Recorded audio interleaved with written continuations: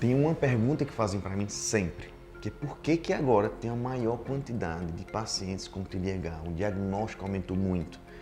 Isso também me fazia muito essa pergunta. Pra você entender, o número diagnóstico de TDAH em 2010 era quase 5 vezes o que era em 1999. Outro dado também importante você entender um pouco mais e entender o contexto. Entre 2007 e 2016, o número de diagnóstico de TDAH em adultos mais que dobraram. Isso vem acompanhando também seguido de diagnóstico e de tratamento com prescrições de medicações psicoestimulantes. Nos Estados Unidos, para você ter uma ideia, houve um aumento de 16% nas prescrições de medicações para TDAH apenas no ano passado, gente. Imagina o universo de diagnóstico que tem e aumentar isso 16% somente em um ano. Na Austrália, dada esse grande aumento, a Austrália fez o quê? Ela abriu um inquérito no Senado para analisar como eram feitos os diagnósticos de pessoas com TDAH.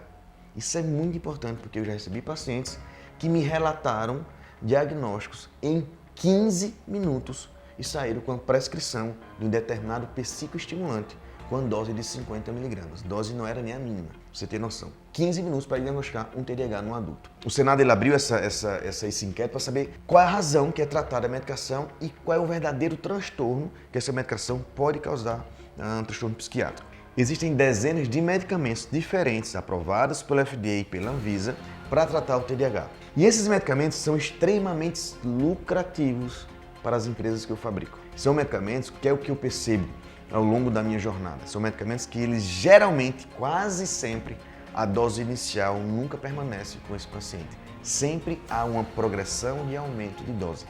Quase sempre, eu vou estimar aqui, sem medo de errar, mais que 90% a esse aumento de dose. Uns mais cedo, outros mais tarde. O mercado de drogas para o tratamento de TDAH nos Estados Unidos foi avaliado em 8,7 bilhões de dólares somente em 2021. Um aumento de 1,1 bilhão de dólares em comparação com 2020. Imagine algo que aumenta em um ano mais de 1 bilhão de faturamento. Só que foi apenas em 2022 que nós conseguimos perceber o tamanho do impacto que isso está causando na sociedade.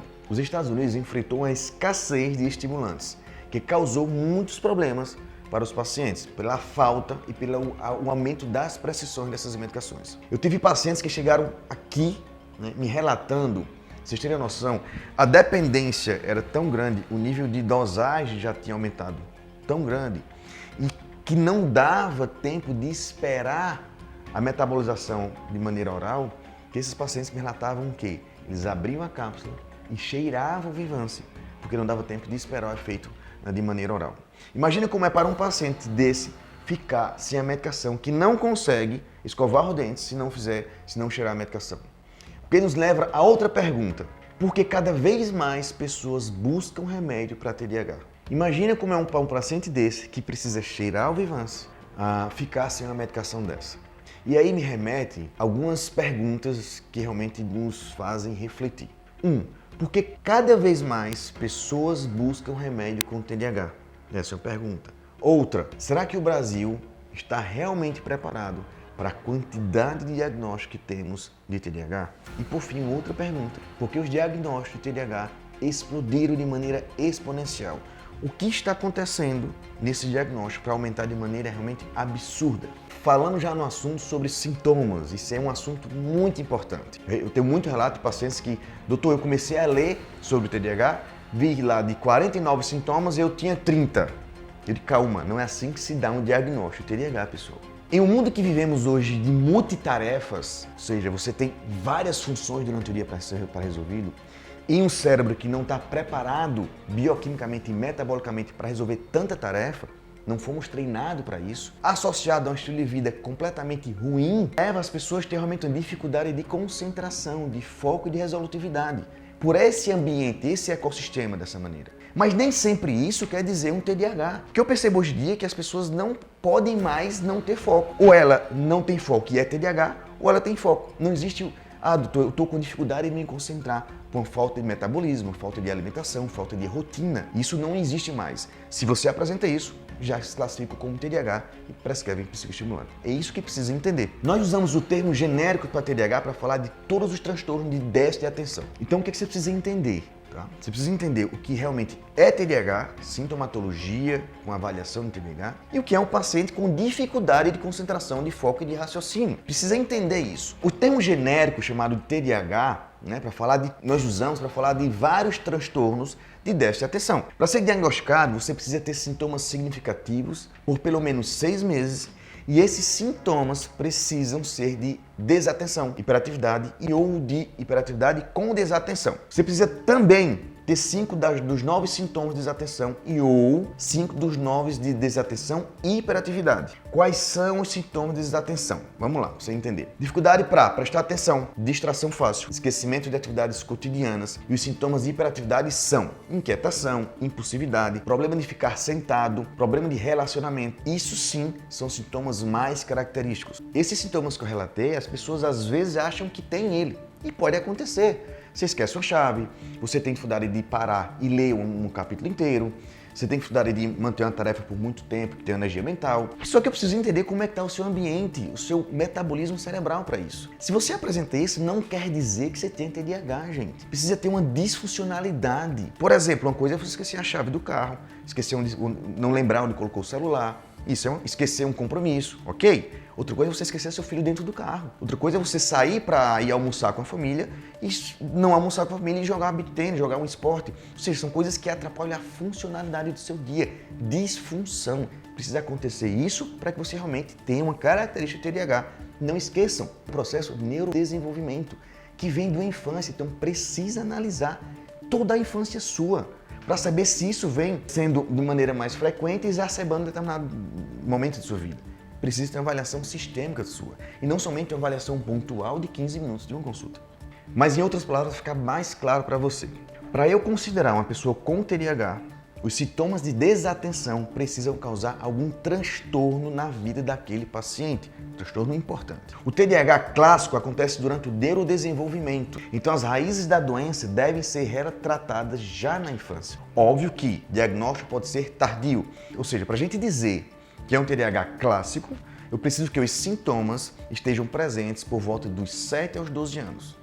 Agora, com os maus hábitos de vida que a gente leva e que a gente passa para os nossos filhos, certo? É cada vez mais comum de vermos sintomas serem desenvolvidos na fase adulta. E eu percebo, nesse diagnóstico de fase adulta, que suspeito, que quanto mais neuroinflamado a pessoa está, mais propensa ela fica a desenvolver sintomas de transtorno de déficit de atenção, que não quer dizer que seja a doença. E o que isso significa? Muito importante essa parte. Pode ser que a pessoa não tenha TDAH clássico, com neurodesenvolvimento, com genética e base genética, mas ela desenvolve uma clínica, uma sintomatologia semelhantes ao transtorno de déficit de atenção e hiperatividade pelos hábitos de vida que ela leva, pelo sedentarismo, pela falta de sono, pela desorganização, pela disfunção metabólica cerebral do paciente. E aí, o que você precisa entender? As pessoas chegam para mim, com diagnósticos pontuados, diagnósticos de neurotestes, mesmo sem ter tido nenhum desses sintomas a partir dos 7 anos, na fase infantil, ou pelo menos na adolescência. E aí esse diagnóstico neuroteste precisa ser realmente reavaliado de maneira mais profunda para entender o que aconteceu. Inclusive, para esses pacientes neuroinflamados com desorganização metabólica, eu desenvolvi um protocolo online de neurodesinflamação, justamente para nós trabalharmos e revertermos esses efeitos de rotina, de automatismo do dia, de fluxo de ideias, de multitarefas, de falta de energia mental, dificuldade de concentrar por falta de disposição, procrastinação, ou seja, sintomas que são apresentados por uma neuroinflamação do paciente. Só que eu não posso dizer que um paciente, digamos, com base genética de transtorno de déficit de atenção e hiperatividade, TDAH, esse paciente com TDAH e neuroinflamado, aí os sintomas deles pioram e muito. Você precisa entender que o paciente tendo TDAH não é um diagnóstico que ele precise morrer pelo resto da vida e não consiga seguir a vida dele em frente. Se esse paciente tem TDAH com base genética, bem diagnosticado, ele neurodesinflamado, com a otimização de todas as vias metabólicas dele, sim, ele pode pegar o TDAH dele e deixar lá no fundo do quarto, trancado. Ele sabe que ele tem, mas ele consegue seguir a vida dele porque ele está neurodesinflamado, ou seja, otimizado. Então, o protocolo de neurodesinflamação ajuda pacientes que estão neuroinflamados, como também pacientes que têm TDAH, também neuroinflamados, ao ponto de desmamarem medicações e pararem de usar psicoestimulantes. Agora vem uma outra reflexão e uma outra pergunta. Por que cada vez mais pessoas buscam remédio, psicoestimulantes, para o transtorno de déficit de atenção, TDAH? Para você entender, nós temos duas facetas, duas visões. Uma, a busca pela medicalização da vida. As pessoas hoje não querem mais sentir problemas, né? Coisas que acontecem no cotidiano, buscam remédios para ajudar a resolver. Esqueci uma chave, não esqueci um compromisso, não consigo produzir o que eu era para produzir no trabalho, preciso ganhar uma vaga ou um concurso, ou preciso fazer prova de residência, ou fazer prova de alguma coisa. Tenho que tomar remédio porque eu não consigo focar e conseguir. Então as pessoas buscam medicalizar a vida para problemas que apresentam no cotidiano. Outra faceta, outra interpretação, o que é? O mundo hoje ele está sendo preparado, ele é feito para você ter e manter em constante desatenção. É tanto estímulo que o cérebro não está preparado de maneira fisiológica para conseguir dar atenção a tudo. Então, você já entra em um mundo feito, um ecossistema, um ambiente para você sim ter desatenção constantemente. Sim, doutor Lucas, e o que é que a gente faz para estar nesse mundo? Deixa eu te fazer outra pergunta, deixa eu devolver essa pergunta com outra pergunta para você. Quanto de nós meditamos nos nossos dias de maneira rotineira? Quanto de nós ficamos em mindfulness? Quanto de nós conseguimos ter pensamento presente e constante? Quanto de nós dedicamos pelo menos um tempo para trabalhar a nossa atenção, para a gente alimentar a nossa atenção? Pouquíssimas pessoas. Praticamente, se você buscar no seu ciclo, você não vai achar quase nenhuma. Vem disso daí, uma dificuldade de você ter um foco, concentração em um ecossistema completamente feito para você ter desatenção. E por outro lado, outra pergunta e questionamento e reflexão para você. Quanto de nós passamos o dia em celulares, computadores, fazendo várias ações ao mesmo tempo, destreinando nossa atenção, ou melhor, treinando a nossa desatenção, tendo vários estímulos dopaminérgicos, causando um vício ainda mais em assuntos curtos e rápidos, como celular, redes sociais. Tá, e a medicação?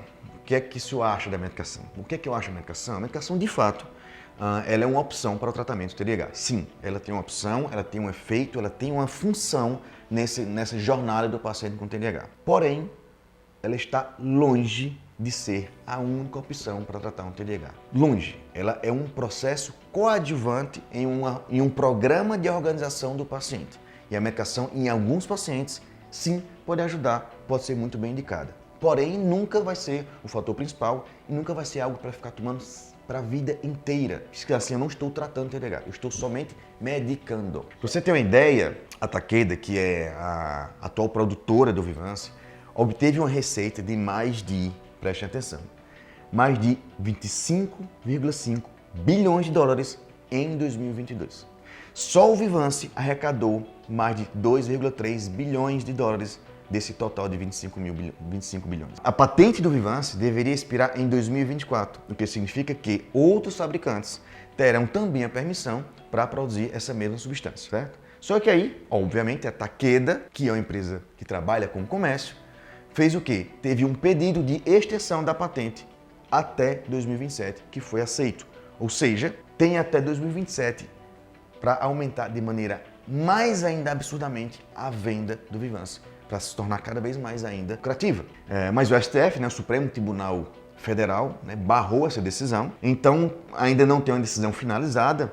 Até o atual momento, a patente do Vyvanse vai durar até julho de 2024, mas não sabe se realmente vão prorrogar para 2027 ou não. Mas e aí, doutor Lucas?